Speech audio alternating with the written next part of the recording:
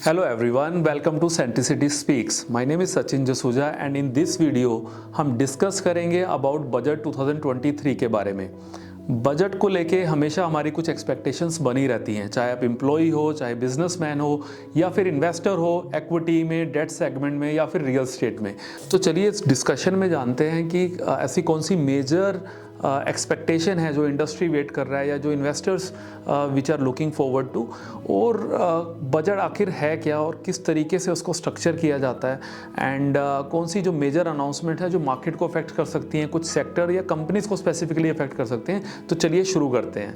Budget को simple तरीके से समझें तो एक एनुअल फाइनेंशियल स्टेटमेंट है कंट्री का। मतलब हमें प्लान करना होता है for the next financial year, like in this time when Mrs. Nirmala Sitharaman our finance minister will come up with the budget speech, तो उनका प्लानिंग यही रहेगा कि 2023-24 में हम कितना एक्सपेंडिचर करने वाले हैं और हमारा क्या रेवेन्यू सोर्सेज होगा और कितना हमारा रेवेन्यू आने वाला है। लाइक लास्ट ईयर हमारा जो टोटल एक्सपेंडिचर प्लान किया गया था वो था ऑलमोस्ट 40 लाख करोड़, और जो हमारा रेवेन्यू था वो था 22 लाख करोड़। जो प्लान रेवेन्यू जो गवर्नमेंट को दिख रहा है कि कितना इनडायरेक्ट टैक्सेस और टैक्सेस से आने वाला है, तो इस तरीके से ऑलमोस्ट 17-18 लाख करोड़ का हमारा एक डेफिसिट रहने वाला है, जिसको हम फिजिकल डेफिसिट भी कहते हैं, जो कि जीडीपी के टर्म्स में कैलकुलेट किया जाता है कि अगेंस्ट आवर जीडीपी वो डेफिसिट कितना है। अभी हम लास्ट ईयर ऑलमोस्ट 6.75% के आसपास का फिजिकल डेफिसिट देख रहे हैं, but going forward obviously budget speech में हमें पता चलेगा कि गवर्नमेंट कितना एक्सपेक्ट कर रही है कि हम कितने फिजिकल डेफिसिट पे पहुंच जाएंगे। एक्सपेक्टेशन एक्सपर्ट्स का ये है कि वो 5.9% के आसपास of the GDP we will reach there. देखिए हम एक डेवलपिंग कंट्री हैं, तो ऑब्वियसली हमारा उतना रेवेन्यू नहीं है जितने खर्चे हैं, तो हमारा एक फिजिकल डेफिसिट रहेगा। इसको मार्केट इतना नेगेटिवली नहीं देखता है, बट एक लेवल के ऊपर अगर फिजिकल डेफिसिट जाता है तो एफआईआईज के लिए वो एक नेगेटिव न्यूज़ हो जाता है। अब जानते हैं कुछ कंपनीज के बारे में, कुछ सेक्टर्स के बारे में जो जहाँ पर काफ़ी अच्छा खासा मूवमेंट रहता है generally in the budget times. Generally जो एक इंडिया का पिछले कुछ एक सालों से एक बड़ा पुश रहा है towards the progressive economy. We have been growing faster than the world. Last year this financial year also हम ऑलमोस्ट 7% का जीडीपी ग्रोथ विटनेस करेंगे। तो इस बीच में काफ़ी सेक्टर्स है जहाँ पर स्पेशली एक फोकस रहता है, तो उसमें से one sector is energy sector. काफ़ी बड़े अनाउंसमेंट एनर्जी साइड पे हमें सुनने को इनिशियली मिल सकते हैं। तो green energy will be the focus, जहाँ पर रिलायंस, टाटा, इन सब ने बहुत ज़्यादा फोकस किया है।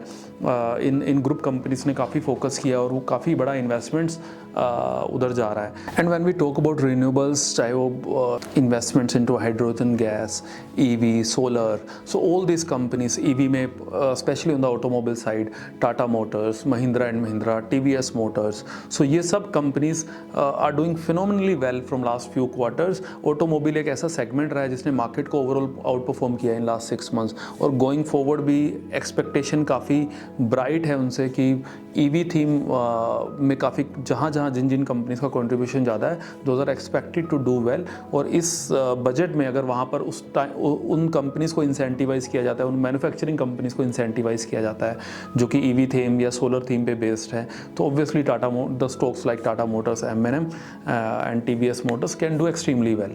Even the smaller companies which are into the renewable side, हालांकि उनका प्रॉफिटेबिलिटी थोड़ा डिले होगा या अभी बड़ी छोटी कंपनीज हैं, but from the budget speech generally they get A push, और उस सेगमेंट को एक बहुत बड़ा पुश मिल सकता है इस स्पीच में। सो द सेकेंड सेगमेंट जहाँ पर फ्रॉम द मार्केट्स परस्पेक्टिव अच्छा पुश आने का एक्सपेक्टेशन है, that is the infrastructure. Last year almost 7.5 lakh crore was planned for that theme। इस बार भी ऑलमोस्ट 15 से 20% का एक इंक्रीमेंट हो सकता है ऑन दैट बजट साइड। तो इंफ्रा साइड पे railway, roads, the digital infra also, तो उस चीज़ के लिए again Reliance, Bharti can be the focus. हालांकि बहुत बड़ी कंपनीज हैं, वहाँ पर उतना स्टॉक मूवमेंट नहीं हो पाता है, but in the companies, infra companies like L&T, siemens, ABB, इस पूरे सेगमेंट ने आउट परफॉर्म किया है इस मार्केट को लास्ट 6 मंथ से, और काफ़ी एक्सपेक्टेशन है इवन द लार्ज कंपनीज और इवन द स्मॉलर कंपनीज जो इंफ्रा थीम में हैं, जो काफ़ी कंस्ट्रक्टिवली अपना बैलेंस शीट ग्रो कर रहे हैं, वहाँ पर एक अच्छी तेज़ी के आने के आसार हैं। अगर वहाँ पर बजट अनाउंसमेंट में जो एक्सपेक्टेशन से ज़्यादा पुश मिलता है इंफ्रा थीम को। एंड एक दो सेगमेंट होते हैं जहाँ पर मार्केट्स हमेशा वेट कर रहा है, चाहे वो FPI लिमिट है जिसको बढ़ाने के चांसेस हो सकते हैं into the insurance sector, into the private banking sector. तो अगर उसके रिगार्डिंग अगर कुछ न्यूज़ आता है तो प्राइवेट इंश्योरर और private insurers and your private banks can be in the limelight. One or two sectors where generally budget में थोड़ा negatively affect हो जाते हैं, one is tobacco और one might be fertilizer sectors. So वहाँ पर even in the tobacco the taxation always goes up every year, they increase the taxation part. But अगर 5% से ज़्यादा का increment नहीं आता है तो market generally doesn't take it as a negative scenario. अगर आप देखते हैं कि 5% से ज़्यादा increment नहीं हुआ है टैक्सेशन में, ऑन द टोबैको टैक्सेशन, तो ITC also can perform well in that scenario. Fertilizer में specifically the food subsidy and the fertilizer subsidy is continuously going down, but ये एक जनरल इलेक्शन 2024 से पहले एक लास्ट बजट है होगा ये द मोदी गवर्नमेंट का, सो ऑब्वियसली हो सकता है वहाँ पे इतना ज़्यादा सब्सिडी कट ना हो, but overall it can be a neutral kind of a budget for the fertiliser stocks. But एक बहुत बड़ा थीम है जो हमेशा गवर्नमेंट इसमें हमेशा बजट में टच किया जाता है, एंड उस पर last year there was good achievement that air India was sold to Tatas, so it was a big achievement of the government. But this time also the privatisation theme of some government companies like IDBI bank is there, Concor is there, shipping corporation of India, so there are lots of BEMS, so there are lots of companies जहाँ पर एक नज़र है जहाँ पर privatisation हो सकता है, वहाँ पर काफ़ी एफिशिएंसी बढ़ने के चांसेस होते हैं उन बिजनेसेस में, तो वहाँ पर अगर कुछ अनाउंसमेंट आता है तो ऐसे स्टॉक्स में भी एक अच्छा खासा मूव एक्सपेक्टेड है। Now, what are the things which can become the key risk from the market perspective? Capital gain taxation markets बड़ा closely देखता है क्योंकि वो सीधा आपके profits पे impact आता है उससे। एक possibility हो सकती है on the equity side also, on the debt side also, कि कई बार rate increase नहीं होता but the definition of the interest changes.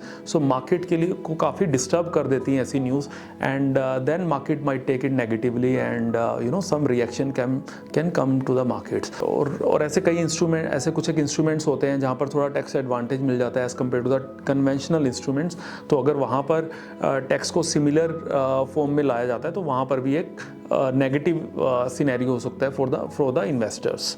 But again the key number is always from the FII point of view, जिसको FIs बड़ा closely track करते हैं, that is the fiscal deficit number.